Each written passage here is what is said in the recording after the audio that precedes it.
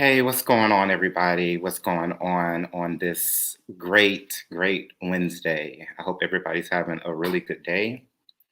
Um, so excited about tonight. It's kind of like bittersweet. It is the last of the Reveal Live series.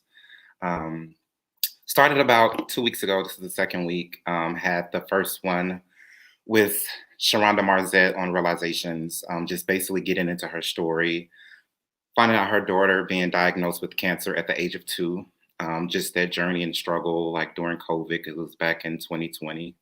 And then on the second live, we had Joshua on, a very good friend of mine, just talking about emotions, his journey, and his upcoming future endeavors of getting into his life coach business. And then we had vulnerability with Wes, just talking about and getting in vulnerable about him being molested at an early age, as well as raped. And then I had my pastor, my spiritual mother on, Miss Dr. Tanya Canyon, on Enrage, just talking about loss. For those of you who don't know, I wrote a book. It came out in January about the loss of my father, and just talking about how can you go through spiritually with going over the traumatic loss. Um, and then I had my nephew on, Chris's Boykin, under alienation, being alienated. We had a talk just about the loss of my father, his grandfather. It was a period where I didn't really talk to a lot of my family members, and then I didn't know how he coped and how he went through with it. So we just had a conversation about that. You can review all of those on my YouTube page, Donvinnie Boykin, as well as my website. So I'm super excited about this next guest. Been knowing him for a while. He is a phenomenal person. He's a singer, songwriter, artist, as well as he has his own music label. So without further ado, I'm just going to jump right in and introduce to you all Mr. Tony Enos. Well, hey everybody, and that that was very sexy. It came right up. That was great. Yeah. Look at technology doing its job. I know, and I can't believe that I'm doing all of this. Like, I was like the last person, like, I hated doing lives. And so, like, with COVID, getting in virtually is like, you got to get in with the times. And, what better way? You can connect with people anywhere, any time of the day. So I was like, hey, I want to do this. And it's on So, demand. People have it. That's yeah, what. yeah. So how are you? How are you? I'm good, thank God. I can't complain. Like I was saying, just working hard, trying to matter. Working on my fifth album. I'm not sure if you count Christmas albums or not, so it might be fifth or sixth. I don't even know. But my next album comes out next year. It's called Indestructible. It just focuses on LGBTQ youth and magnifies that experience. What it's like growing up gay, basically. And then just a lot of performing. The 11th, I'll be at Penn State Brandywine University. The 16th, I'll be at the Kennedy Center in Washington, which is really exciting. Wow, that's big. Have you ever done anything big like that before? This will be the bit. I mean, like from a production standpoint, like that one kind of made my head spin a little bit when that one came through. So I'm really excited to do that one. And then November 4th, I'll be at Northeastern University in Boston. That's what I'm talking about. Booked and busy. And then I'm going to eat my way through December. That'll be the time. We're going into the holiday season. I'm thinking about Thanksgiving and Christmas food now. I know that's right. Yes. So yeah, so that's definitely a good way to think about it, to get through those months with just food. For sure. I mean, I literally bake every night of December. Literally every night. You actually bake? Yeah, it's like the North Pole in here, man. And then, a lot of cooking, a lot of baking, and a lot of eating happens here. I wish I could. I can't. I'm excellent at ordering out and doing takeout. I know that to be so, and you gotta know what you're good at. Yeah. And then do more of that. Got you. So just tell us about Tony Enos. Like, let's get to know you. Yes, but born and raised in South Philly. I'm a South Philly boy. Lived in Delaware for 2 years, NYC for 4, but Philly is home and I have peace here, and that's what I prioritize in my life. Peace comes first. I don't know if you could really access anything else in life if you don't walk through peace first. Right. So Philly's home. Started dancing professionally when I was 13. And then I signed with an indie label. I started writing music, I guess, around 11 years old. I signed with an indie label at 16 in Philly. Just not a good fit. We wanted different things. It was a 3-year contract. I had to agree not to record in the industry for 3 years to get out of the contract. And then kind of just sitting like idle for 3 years. I was like, this is so dumb. I'm not going to do this again. I'm not going to put anything in anyone else's hands. So I started my own label 3 years later, which I think was 2006, 2007. I released my first album, Did It Right. And knock wood, just been really, really blessed to, share the medicine of music with some really amazing people over the past 15 years. Like I said, I can't complain. I don't have a cross word to say about anything. Gotcha. And I'm glad you brought that up because, with myself being in the entertainment industry, people, they see entertainers, they see artists, and they see when they put out music, but you made it, very important. You want to start your own label and go independently. Can you kind of like talk about that, a little bit more? Because you said that you couldn't sign the contract with anybody else. You have to wait. Because a lot of people think, they see artists, they're out there making money, but they don't know like the behind the scenes that goes on with labels as opposed to being your own boss and on your own label. Yeah, my family and I come from a family of musicians. My family has been there over the past 15 years. So we see different things in the media and whatever, and just kind of like the Cinderella shenanigans that the industry projects, really to enslave artists. And I have young artists who come to me all the time, sign me. And I go, there's no reason for me to sign you and take your money in 2020. Like, there's no reason to be enslaved to a record label.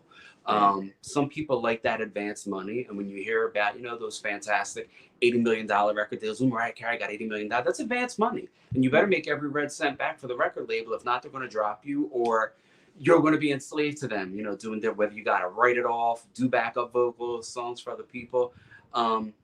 So this way, I mean, it's been an amazing 15 years. Like I said, I can't complain. It may be the long way around, but I get paid first. I own all of me. I own all of my production. I'm not the greatest voice in the world. I'm not Barbra Streisand, but I am pretty sincere as a songwriter. And that is important to me, to own that, to own, all of my publishing, all of my my music rights and copyrights. So again, it's a little bit more effort in the beginning for a really great payoff in the end. Right. And then that was the journey that I took as well too, because I started off in the industry as a model, and I was signed to an agency, and just my check, I'm looking like I'm doing all this work, but at the end of the day, what I was taking home wasn't equating to what the work I was putting in. So I was like, I think I could do this myself. So, I started my own company, Encore Entertainment Groups, and been managing myself. And now I know the business aspect of it from being in it, and I kind of want to, follow in the footsteps of, like Jay-Z, Madonna, Beyonce, and all of them who has that empire, and they're putting things out underneath their label and their brand, So I definitely understand, when it comes to, I think, Ariana Grande came into some stuff like a couple of years ago with her, Taylor Swift. Oh yeah. With her music, she didn't own any of her music. So I'm like, it's kind of hard. Like, you're an artist and you put in your love and passion, and you don't have the right to it. Yeah. So, I'm glad you brought that up. Well, I'm glad to, you are so beautiful. God bless you. Really are beautiful inside and out. And I'm glad that you've had the ability to do that, to really forge your own path and kind of, say to the others coming up behind you, like, we got this, and there's no need for an institution to say what we can and can't do. And it's interesting because, like you mentioned, Taylor Swift and the contracts that new artists get, I don't think that it's any coincidence that those contracts go to new young artists who aren't in the fine. Say that because most of the time they get them young. Exactly. Who aren't questioning. And then you grow up and you're kind of like, what the fuck is going on? Something's not, how they say, trust your gut. Something's not right. Something doesn't feel right. You know, those fabulous music videos, those fabulous gowns for the music awards, those fabulous limos, that fabulous food, that comes out of your check. You're Exactly. paying for that shit. There is no fairy godmother at the record company Right. saying, yes, bitch, have all the caviar you want. Yes, bitch, have all the champagne you want. That's coming out of your check. You're right. So, and we've seen TLC, Tony Braxton, you know, sadly, people who have gone bankrupt because they didn't. I don't want to say they didn't read the fine print. I feel like that feels judgy, and I would never do that. There are people I love and look up to, but certainly, you know, you gotta read the fine print. You do. And then, like, I've seen those contracts. Like, those contracts are not easy to read anyway. Like, No, so you would definitely need to get a lawyer. And sometimes people can't afford a lawyer, because those are expensive as well too. absolutely, So, and it's all part of the system. You know, it's all part of the. I had joined the Grammys a couple years back, and then I got on the inside and I kind of saw things, and then I didn't rejoin after that because the Grammys is part of an institution that supports the record business. I mm, don't see it supporting artists. You win an Oscar, you get $1 million your next picture. Grammys, all the music, all the Grammy goes to the songwriter. So if you didn't write the song, that's that. You know, I see it supporting a machine and an animal rather than it supporting artists. And I was just like, this isn't what I'm about. I don't feel like this represents my values as an artist of what I'm about. So I just didn't, you know, I send love from afar. right. I'm gonna stay my ass in South Philly and do things my way. Got you. So I know it's been hard. It's definitely hard for a creative, anybody that has a creative mind. Just coming from like the support aspect, or just trying to get the creativity out. So just tell us a little bit about your journey and how hard it's been. Just trying to be an artist on your own. Sure. Well, I think the real challenge, I mean, also being gay, right? Being like an LGBTQ artist. Again, when I first started releasing music professionally in 2006, 2007, and I was a hard sell. You know what I mean? There was no RuPaul, there was no Drag Race, there was no. And I think that's why representation is so important. And I've told this story a million times, but when I was a kid, like 5 years old, I had my first boy crush. And I said to him, would you like me if I was a girl? And he said, yes. I told him I was a girl, and that's the way we lived the next week. And I got in a lot of trouble for it. And I had to, embarrass myself in front of him in the neighborhood and our parents and like tell them the truth. But I say all that to say, I didn't want to be a girl. I was just doing what I saw. I didn't know that I could be gay. I didn't know that that was a thing. There was nobody to tell me how to be gay. I was just trying to do what I saw in this heteronormative environment. You know, the idea that I could be gay and be a gay man and all this other stuff, that didn't come into my awareness Mhm. until years and years and years down the line. It's my adolescence when I guess like when I came out at 11. So I said it's like representation matters, representation matters, representation matters. So yeah, being a gay artist in the beginning was not easy. You had a very limited pool or sort of diaspora to sort of work in or work from or however you want to say it. And then I got diagnosed with HIV at 22. So kind of just as things were getting off the ground for me, this happened, and I hid it for so long up until last year when we released the Positive album and I came out publicly about it because I just wanted to work. And I've been really lucky, knock wood, to do like Broadway and touring shows and different things like that. And I was afraid that they wouldn't insure me. A lot of the contracts, like even the contract on Broadway, there were no understudies. So you signed that you were going to make all the shows, and I didn't want them to think that I couldn't make all the shows because I had HIV and I was going to get sick. And again, I didn't want to not be insurable and then not be able to work. So that was definitely one of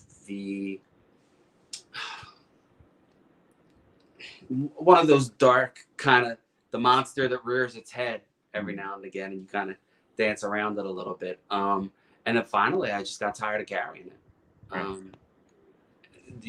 Lucille Ball said, tonight's show's about love, and Me and my sister were just talking about this last night, and she said, you really have to love yourself to get anything done in this world. Mm-hmm. And I think that's really so true.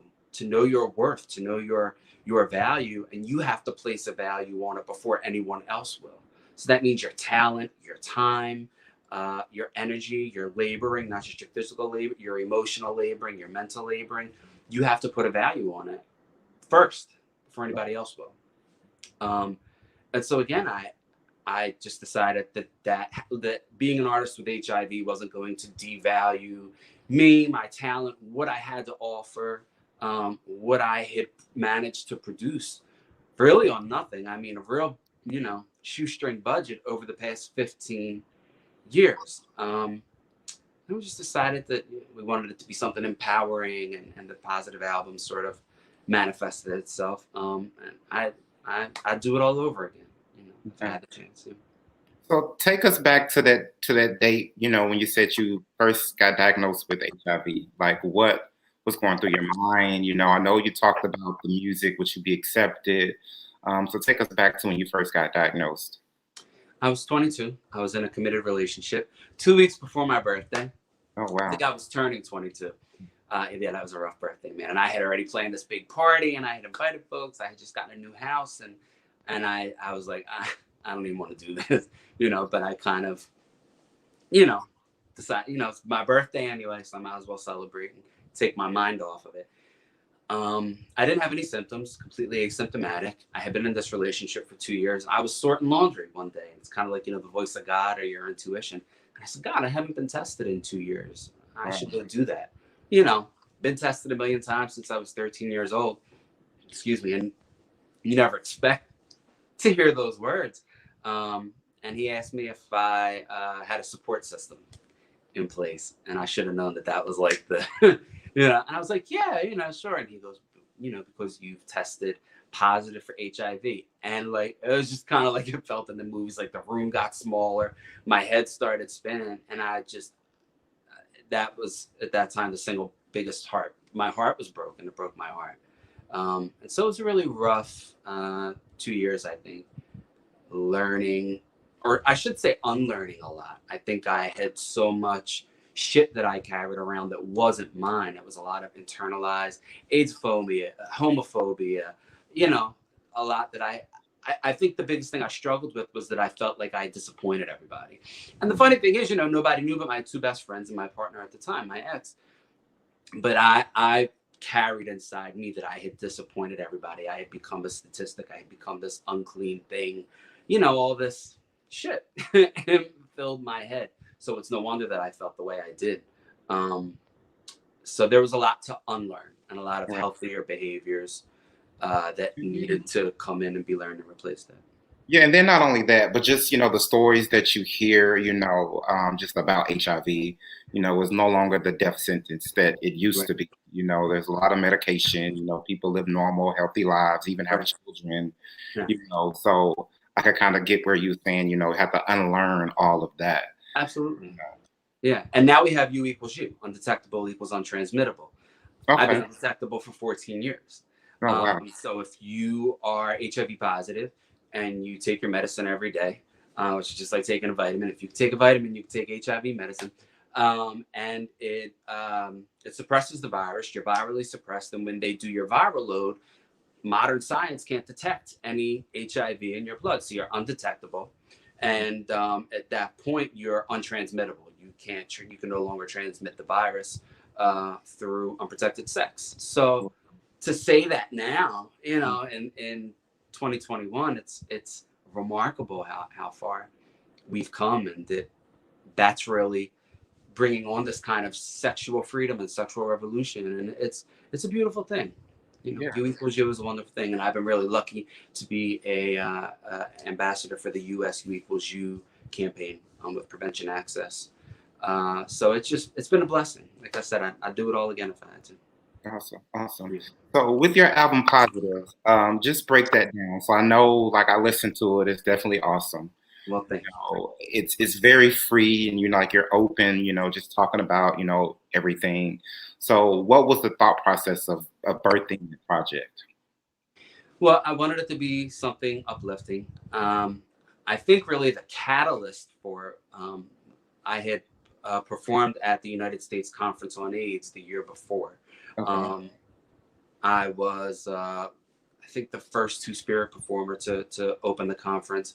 So it was a lot of good things. And I made the really stupid decision of staying closeted. So here I am in this amazing, affirming space for people living with HIV, and they have really cool stuff like rooms quarantined off where people living with HIV could get massages, and like it was a wonderful conference and an affirming space. And I decided I was going to stay closeted and hide the fact that I had HIV. So there were so many missed opportunities for community to be like, hey, me too, or hey, it gets better, or yeah, I've been there, or even just to really represent that community, the PLWH community, in a good way. I missed that opportunity. So when it was all over, literally got in a cab and left the hotel. And I was like, this was so stupid. I'll never do this again.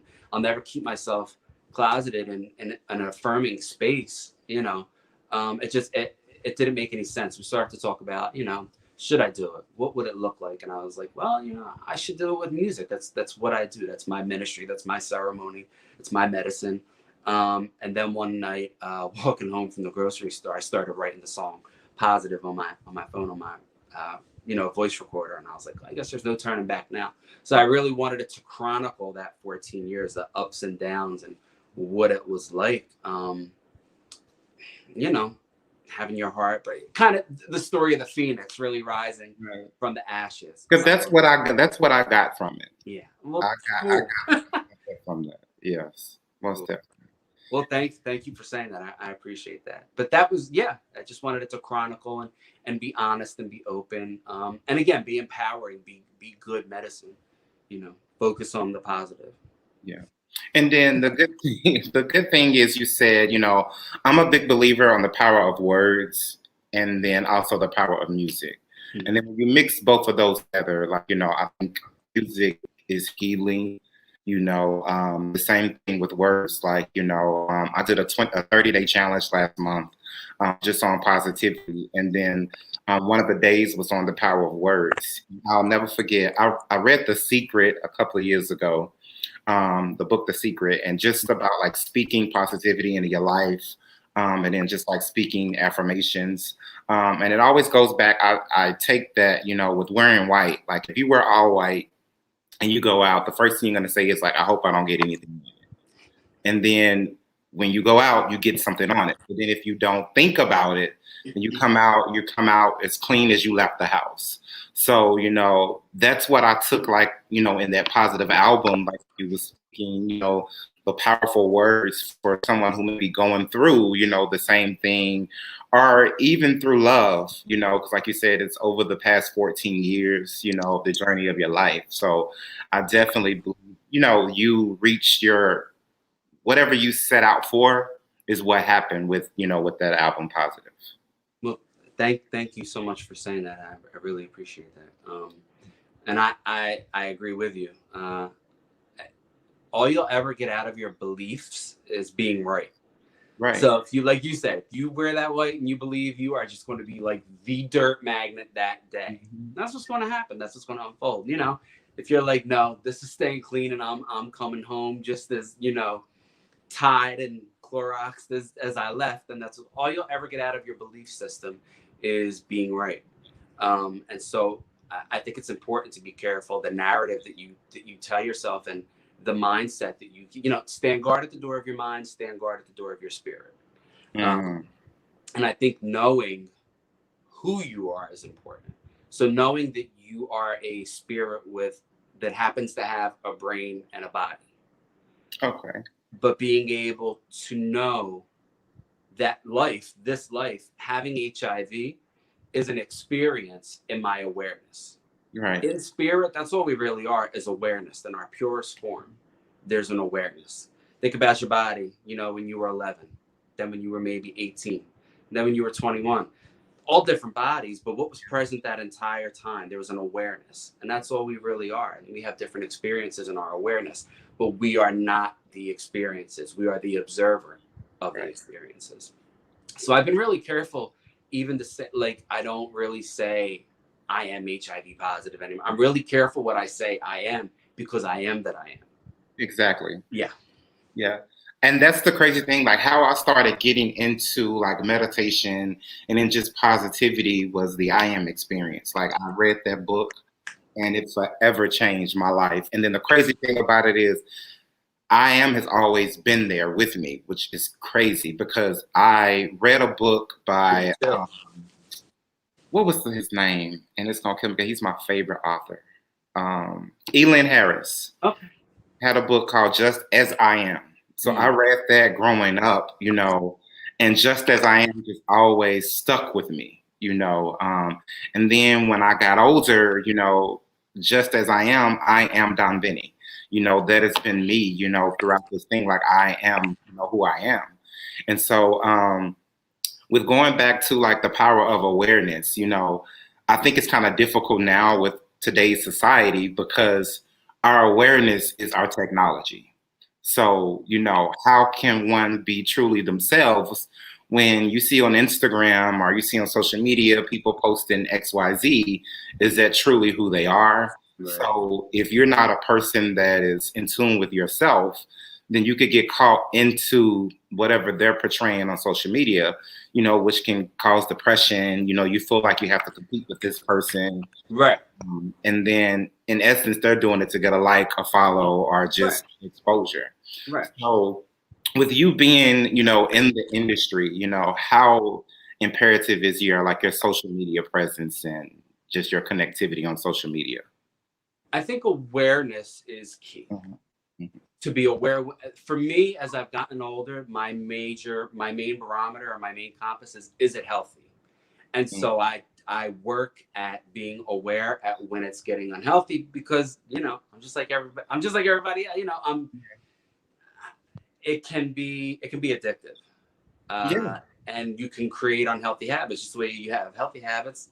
Unhealthy habits can surface. So I really do try to be aware of when it's becoming unhealthy, and then start to pull back or go on a detox or be like, I'm only posting professional stuff. I think too, because there's so much all the time now, there's so much noise. I don't open Facebook first thing in the morning anymore, or Instagram. Because right away there's problems. Right. There's like the list of the world's problems. Mm-hmm. And I just think that's a really bad way to start your day. I used to watch The View. I think it's an amazing show, but I would literally leave the house angry for hours, and it would take me so many hours to like get over and not be in that headspace anymore. So my morning looks completely different now. It's a sacred time for me. I play my guitar, I meditate, I light my candles, I drink my coffee, and I just enjoy, you know, I open my window, I sit out my window, I listen to the trees rustling, the birds. So cultivating that silence and that awareness, I think as long as you're doing that, you will inevitably balance the social media aspect. So it's really having that awareness of it, and an awareness of is it healthy? Are my social media habits right now healthy? So if social media stopped tomorrow, I would still make music. If I was on a deserted island, I don't know, like pick some coconuts. If I would find a way to make music, it's just that is who I am. I am music. I'm a musician. It's part of who I am. And I think that's the thing with creatives, you know, that's how we are. Like we really honestly don't need anything. You know, if we just have, you know, what we use as our talent, then, you know, we're fine. Because that's just like me. Like I'm a visionary, like I'm a visual person, you know, when it comes to creating things, you know, like even with the writing, like that was a visual for me, you know. So I think that even with me, like I do challenges that a lot of people don't know. Like I'll do a 2-day challenge where I won't be on social media for 2 days. Right. You know, then I'm like, you know what, hey, I think I'm gonna do 7 days. You know, hey, I'll do a month. Yeah. You know, just so I could be aware and be in sync with myself, because like too much of it is unhealthy. Definitely is unhealthy. But the great thing about it is it has helped me to a sense, you know, to broaden my reach, you know, with people, you know, as far as like my message moving forward, you know, which is positivity, you know, love and light. And then it has done, you know, wonders as far as just my artistry, you know, with my photos because, I'm pretty much up until like writing my book, I was pretty much a private person. Now it's like out in the open and, I'm a lot more free, to just be vulnerable. Mhm. And so moving forward, I want to be able to just show pictures, of my life through art, on Instagram and through whatever my social media platform. Just so people can get a real sense of me and, my journey, because, even though I talked about the loss of my father in my book, there's more to my life than that, which hopefully I'll, share that later on in life. But I think my life is literally just beginning, you know, um, how it is, when you did positive, it probably was like, okay, hey, like I'm unstoppable now, you felt like you couldn't talk about it and you put all of it out there and it's like, okay, it wasn't so bad after all, you know. Yeah. Well, I think secrets keep you sick, Yeah. and that was that was like the last sort of skin to shed for me. That was like the last thing that I was harboring before I could be like, I'm really an open book now. Like like even doing things like this, like I don't know that there's much of anything that folks don't know at this point. Oh, Like, I'm gosh. pretty much an open book, but it's like carrying a weight on your shoulders, shouldering it. And I think that was really the straw that broke the camel's back. I think out of there was all of the reasons why I should do it, and then at the end of the day, like at the center of that was I was just tired of carrying it. Secrets Right. keep you sick. Yeah. Yeah. I have to post that. That's like Oprah says, that was an aha moment. I think We everybody had one. We had should one. should take that and like put that on like a shirt or something. Like that's an amazing quote. I'm gonna steal that. Please do, by all means. Yeah, I really believe it's so funny. And even when you think about kind of with your in a family dynamic, or Mhm. I try to be aware of like group mentality or community consciousness or tribal consciousness, and I really do my best to stay in like there's a God consciousness or universal awareness, and try not to um, make the trauma of any. I try not to make traumas my identity, Right. Okay. because then the ego rushes in to defend that. So here Mhm. you are defending this trauma, and it just gets more enmeshed and more ingrained. I don't. For me, it's not healthy. I can't speak for anybody else.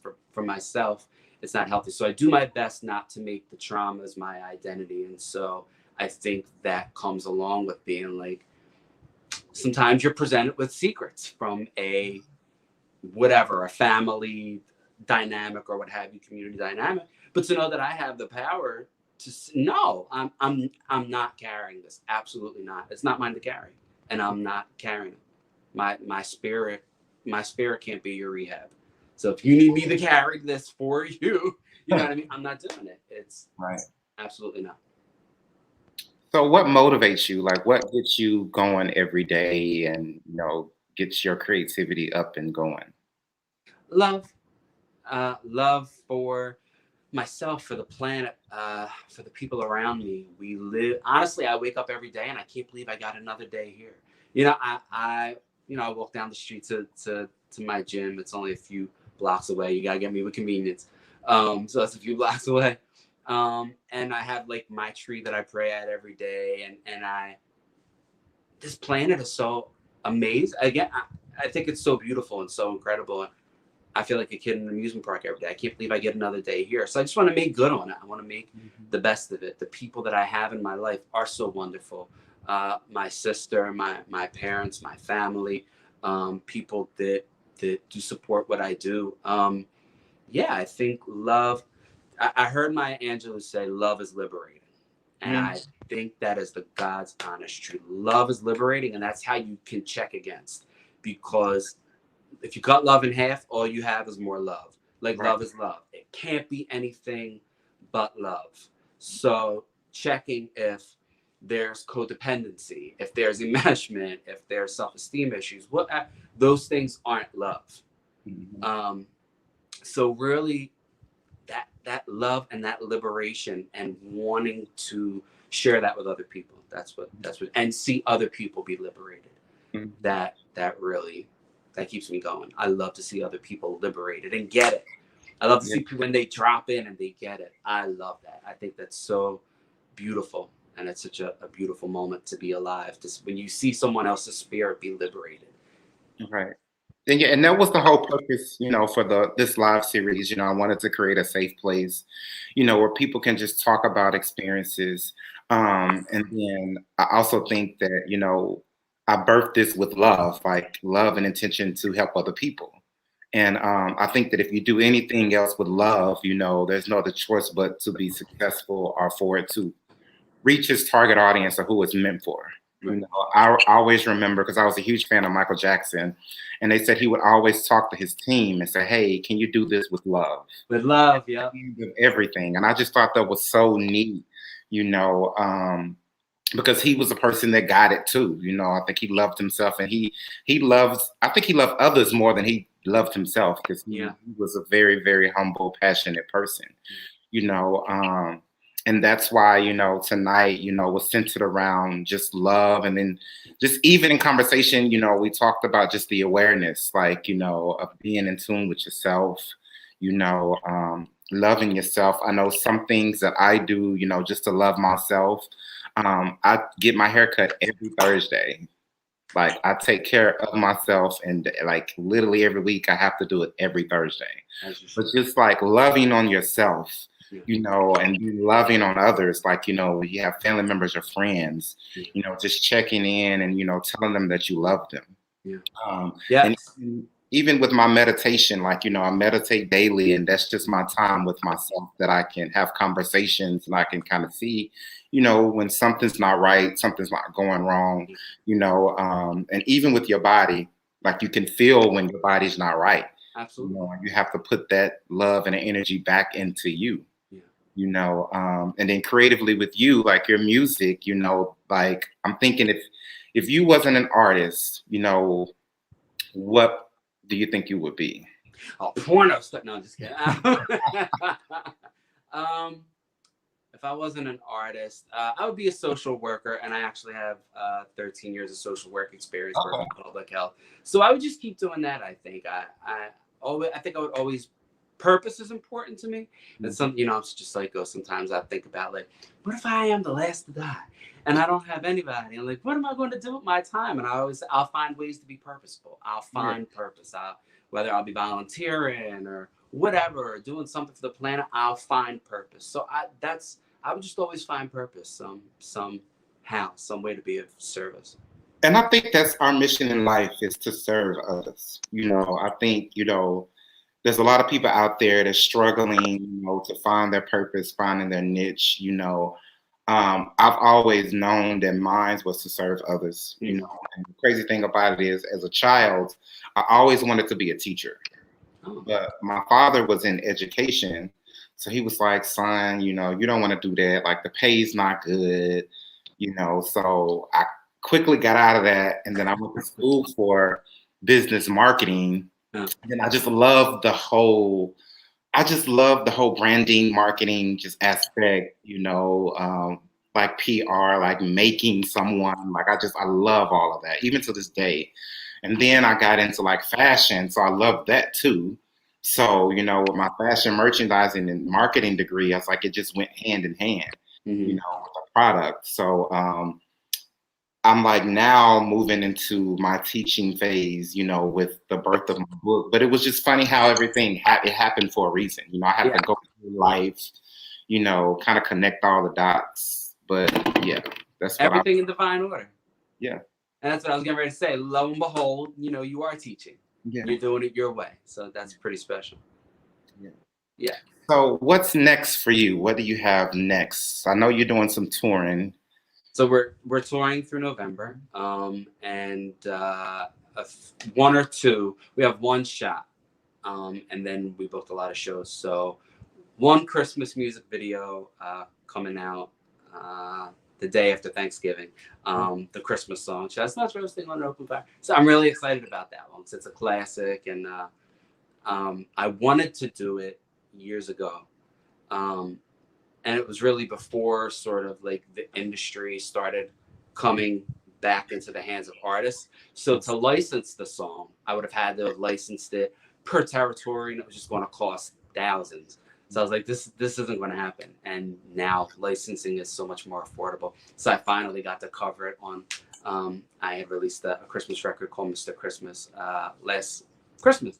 So we did a few videos last year, and I was like, we got to do 1 or 2 more this year, but like before I let it go, and like, you know, so 1 or 2 Christmas music videos this year, and then early summer.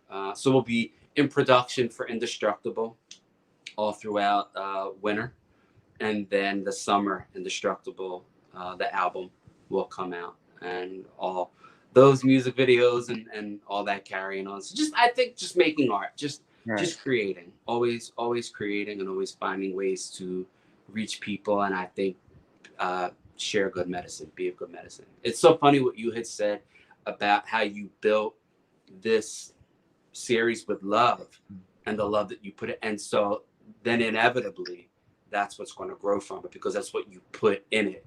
You can't, there's a saying like, you can't give away what you don't have.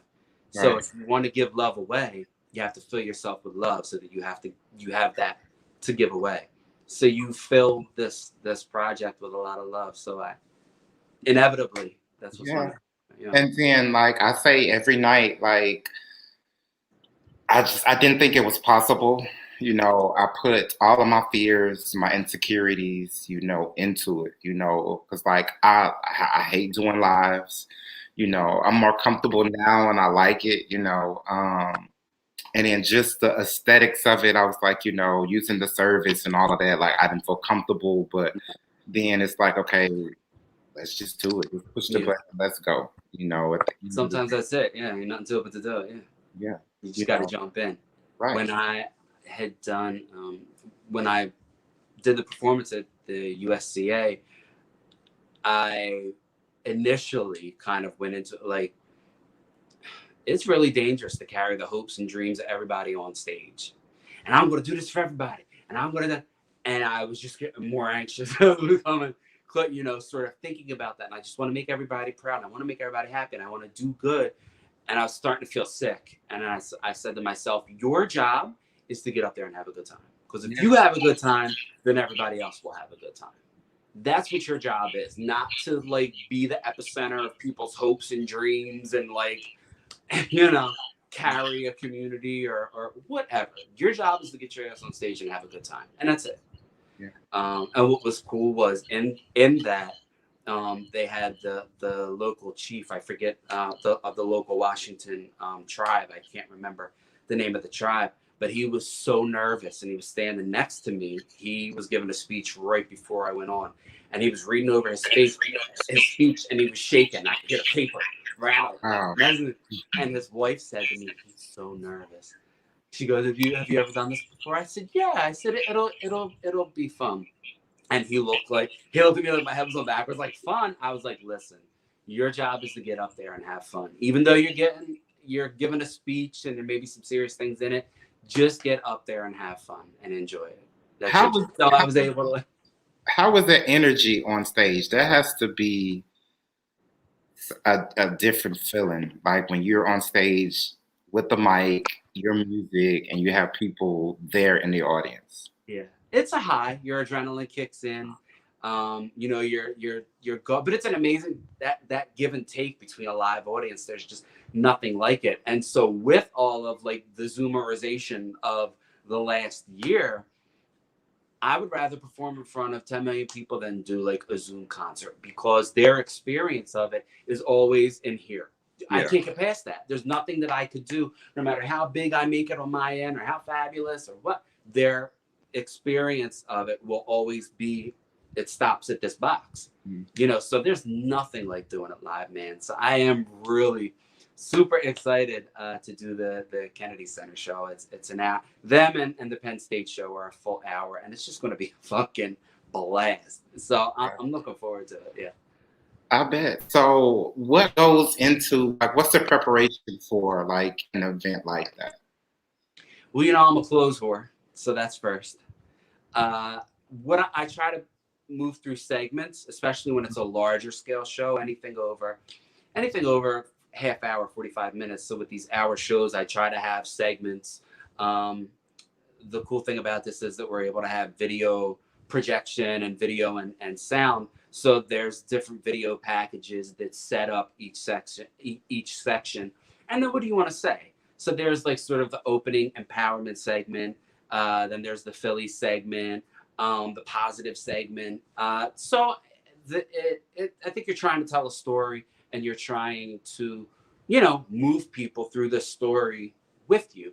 At least that's the way I usually approach it. And then I want to put on a good show. I want people to have a good time. I want them to be entertained and have a good time. Hopefully feeling better than they felt when they came in the door. I hope. And it's a good time too. yeah. And it's I'll say this, it's a blessing and a curse, just being in the entertainment industry and seeing how things work. Like, I don't think I enjoy it as much, because like I've worked on like concerts and done productions for, award shows and stuff like that. So I'm like, I love to hear the process, but then I know the process and everything that goes into it. Right.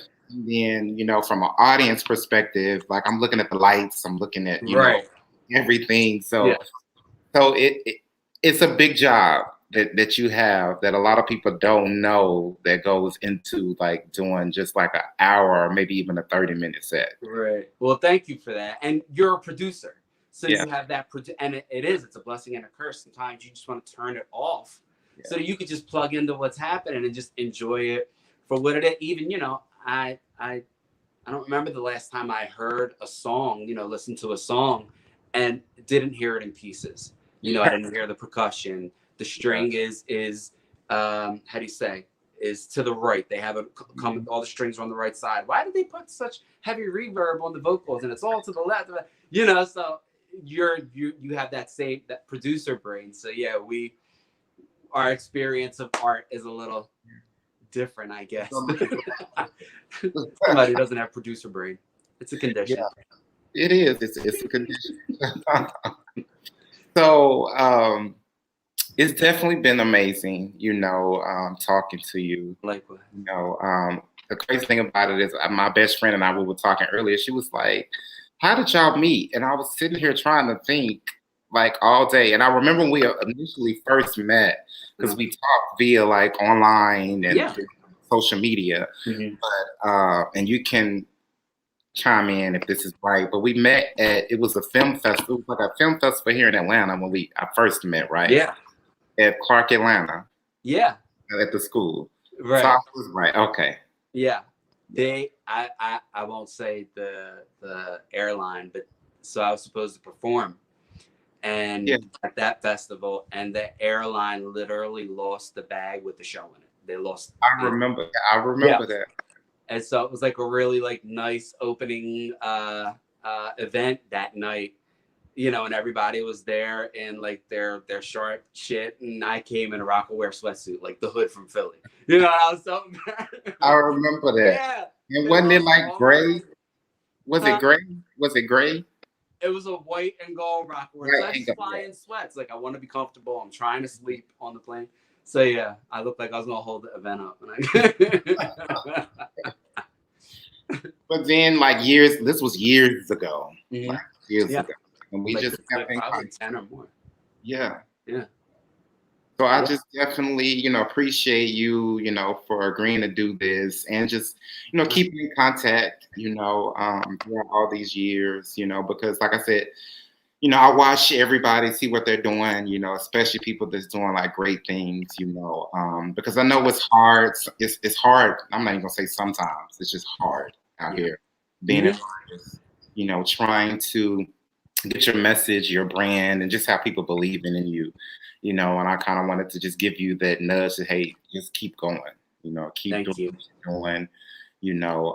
People are noticing it, even if they don't comment, they don't like, they don't support, they see what you're doing, and you just launched a calendar out. I forgot about that. I forgot about that too. Yeah, that is so much fun. Like that's just like a fun thing to do every year. So 2022 calendar is available now at TonyEnosMusic.com.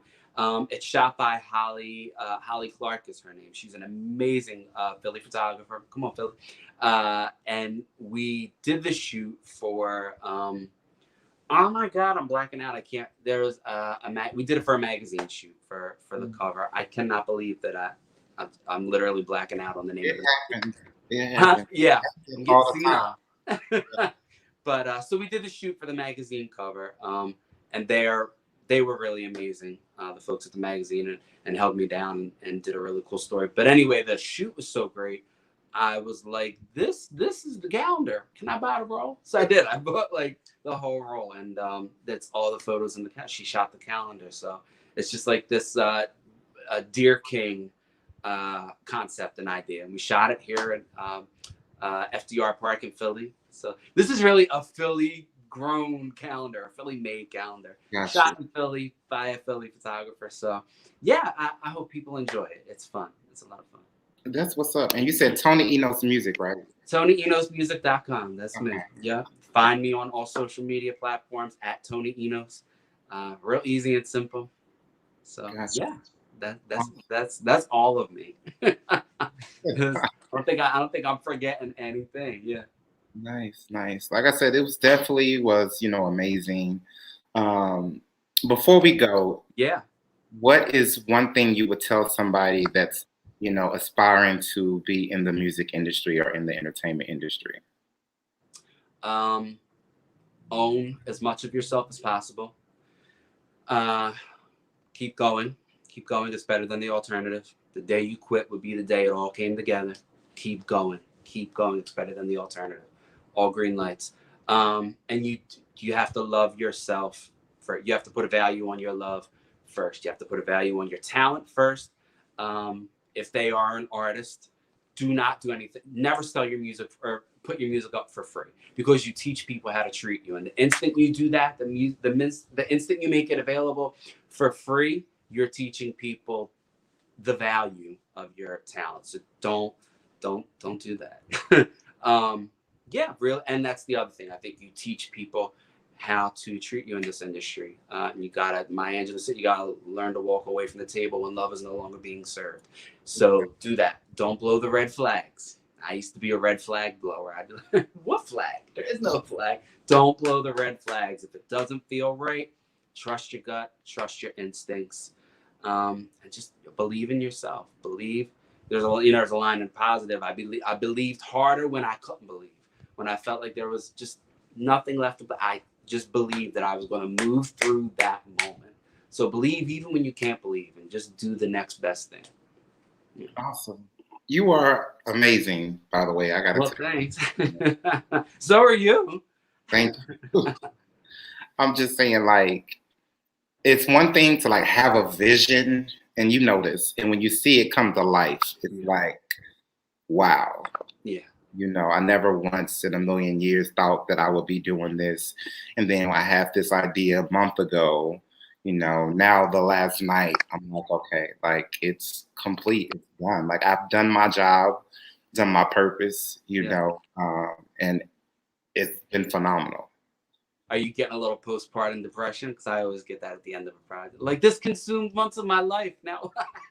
No, the crazy thing about it is, and I keep telling even like my team, my people, I'm like, what's next? Because that's how we have to operate, like on to the next. Like, even though this was amazing, this is really good, I get that energy rush to be like, okay, this is done. Now I can start on something else, which I've been working on something else, but okay.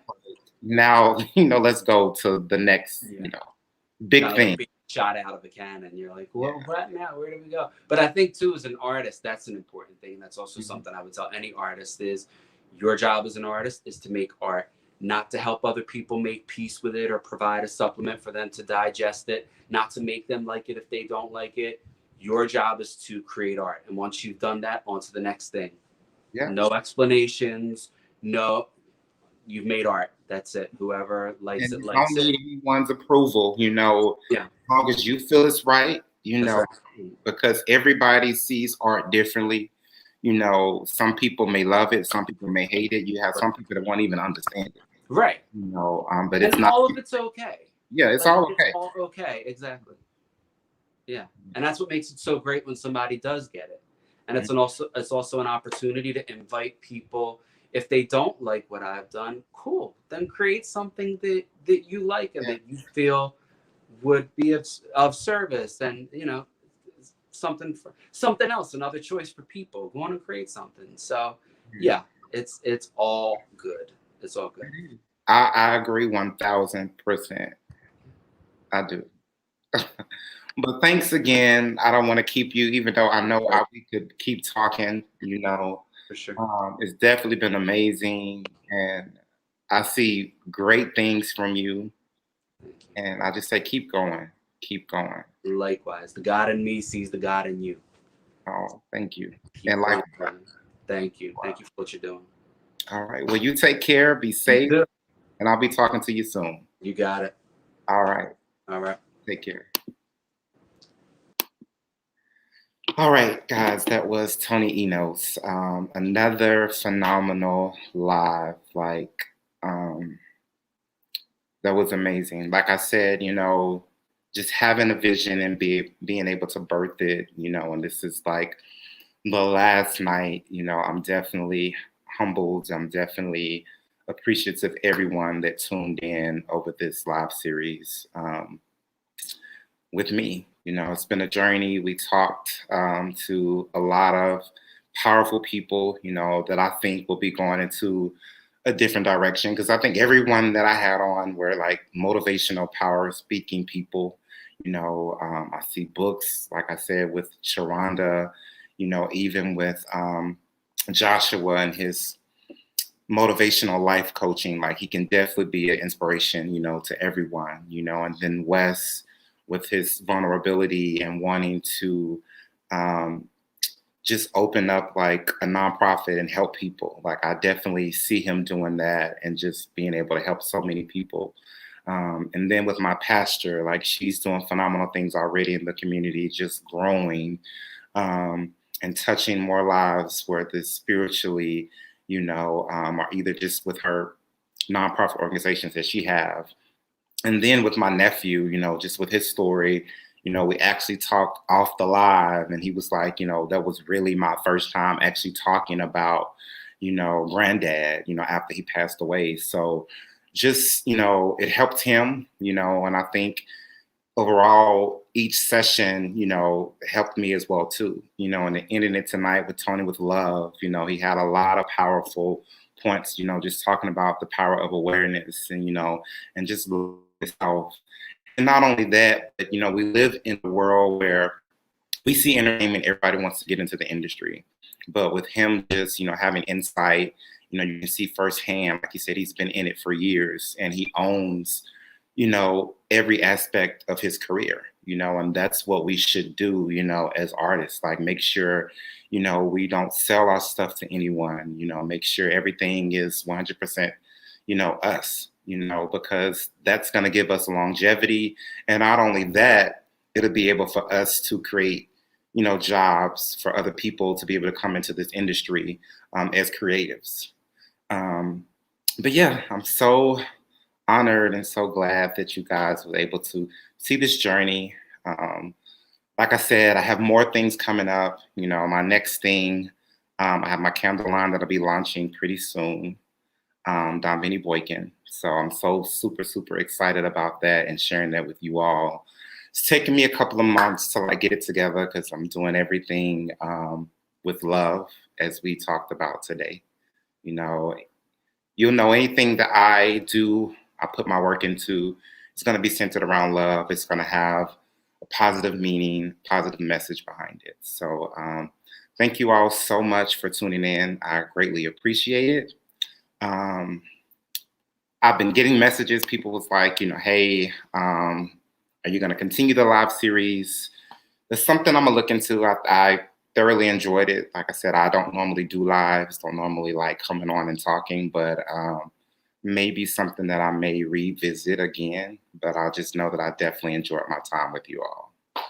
So until then, thank y'all so much. Y'all be blessed, and I will see you soon.